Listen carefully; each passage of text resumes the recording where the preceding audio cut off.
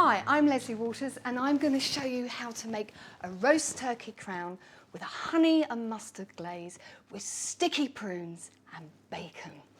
Okay, so here you've got your turkey crown, which is great if you're not cooking for loads and loads of people. It doesn't take very long to cook. So the first thing you need to do is to take some softened butter, and to that you want to add 2 tablespoons of mustard.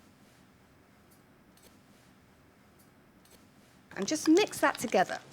Next thing you want to do is just to take a lemon, and you're just going to use the zest here. So don't go too hard because otherwise the pith is a little bit bitter. Okay, now some fresh thyme leaves. And you don't really need to chop them, to be honest with you. And then just mix those ingredients together.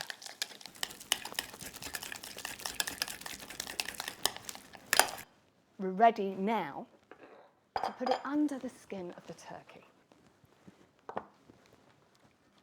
With your hands, really, really gently, go through the skin, just underneath, pushing up with your fingers. Take your time over this, and then take half of your butter. Best to use your hands for this. And this will keep your breast really, really lovely and moist during cooking. And you can just sort of spread that. See, if the butter is not too hard, it will kind of spread quite easily all over. Let's make the glaze. So we'll move this to one side, and into here we're going to take some runny honey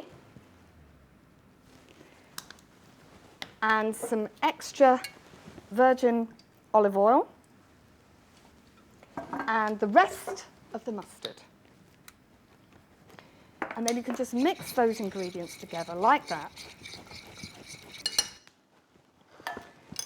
And then just take your turkey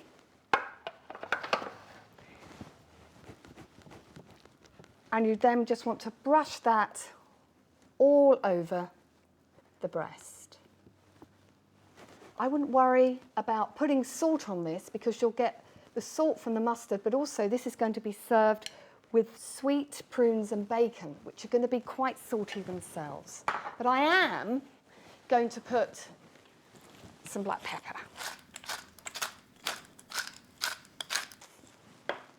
And then the last thing you want to do is to take some cider. And you just want to pour it around the turkey crown. Now, this will keep it nice and moist while it cooks. And then we're going to put this in the oven for about an hour. In the meantime, I'm going to show you how to make the stuffed prunes with the bacon. So for this, we've got some dried prunes. So just make a little cut there just to open them up.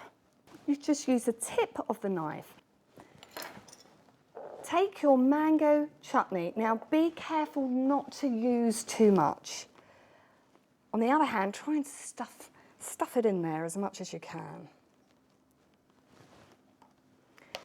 And then you need some streaky bacon.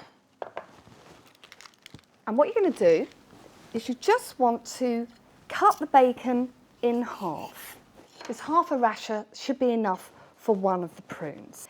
And then just roll really, really gently your prunes and bacon together. Okay, they're done. When your turkey crown is cooked, you can take it out, pop your prunes in, and they'll take about 20 minutes, which will give you time also to make your lovely gravy. Smelling good.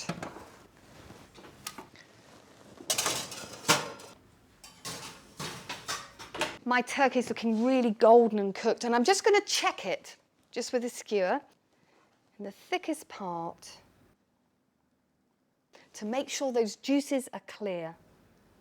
So I'm just going to lift it very, very gently onto the serving plate. And then what you want to do is just to really loosely, you don't have to do it tightly, just cover it with foil. And just let that rest for about sort of 15 to 20 minutes. And then you can make your gravy. Just start reducing it. That's really important. We're going to add the rest of the honey and some of the stock, thyme leaves, lots and lots of black pepper.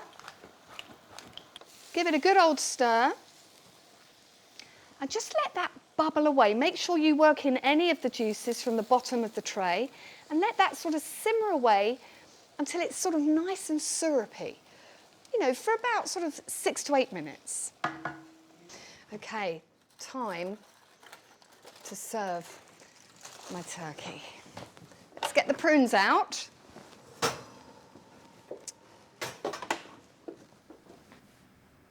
Oh, there they are. And you can just place those all around the turkey there.